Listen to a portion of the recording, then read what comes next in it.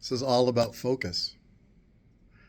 I'll be honest, right now, I'm walking into my classroom every day, but my mind is in a completely different place.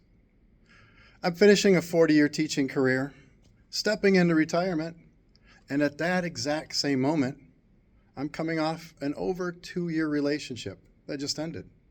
So mentally, there's a lot going on. And I know I'm not the only one who's ever had to show up to work while life outside of work is shifting in a big way, probably bigger than what I'm experiencing.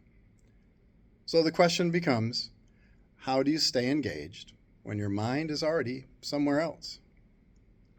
Well, here's what makes this stretch different. It's not just one thing. It's two major life shifts happening at the same time. On one side, retirement, which is exciting, a little scary. On the other side, a breakup, which has been painful and leaves a lot of mental noise behind. So I'll be teaching a lesson, and in the back of my mind, there's thoughts about what's next in life, replaying conversations, trying to make sense of how something ended, thinking about the future, alone now. I wasn't expecting that. And then I caught myself and think, all right, you've still got a class in front of you. It's a constant pull. The biggest shift I've had to make is this. I stopped expecting myself to be fully locked in all day, because right now, that's just not realistic. Instead, I changed the goal. I'm not trying to be the most energetic, creative version of myself. I'm trying to be steady, present in the moments, good enough for the kids in front of me. That's it. That's about all I have right now. And it's about finishing well. And once I accepted that, the pressure dropped. And that's something I didn't fully understand before going through this. Your mind doesn't separate things neatly. You don't get to say, now I'll focus on teaching, and later I'll deal with life. It all blends together. So during the day, there are moments where you feel distracted. You feel a little disconnected. You lose your train of thought, or you just feel off. And that doesn't mean you're failing. It just means you're processing change. Big change. So, here's a few things that are helping me stay engaged.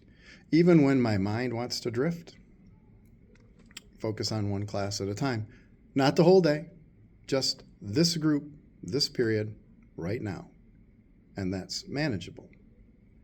I don't fight the thoughts. I contain them. If something pops into my head about the breakup or retirement, I don't try to shut it down completely. I just say, not right now. And if it's something I don't want to lose, I'll jot it down in my journal. That alone quiets things. I simplified everything. Lessons are clear. Expectations are clear. I'm not overextending myself trying to do too much. Simple works right now. And I lean into small human moments. And this one surprised me. Some of the best parts of my day are now just quiet interactions. A conversation with a student, a laugh, a simple check-in. These moments bring me back into the room. They ground me. There's also something else happening here. You're closing one chapter while another one just ended unexpectedly. And that creates a strange mix of relief, loss, space, uncertainty. And you carry that with you even into your work. That's just part of being human. So if you're in a season like this, where your life is shifting, but your responsibilities are still right in front of you, here's what I'd like to say. You don't need to be perfect right now. You just need to show up, be present in the moment, and give what you can on that day. That's really enough.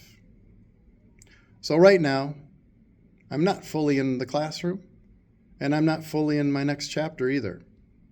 I'm in between. and I'm learning. And that's okay. So, have you ever had to show up to work while your personal life was going through some major change? How did you handle it? I'd really like to know your experience. Drop a comment below. And if you haven't yet, give me a thumbs up, subscribe, so I can keep going with this. Thanks.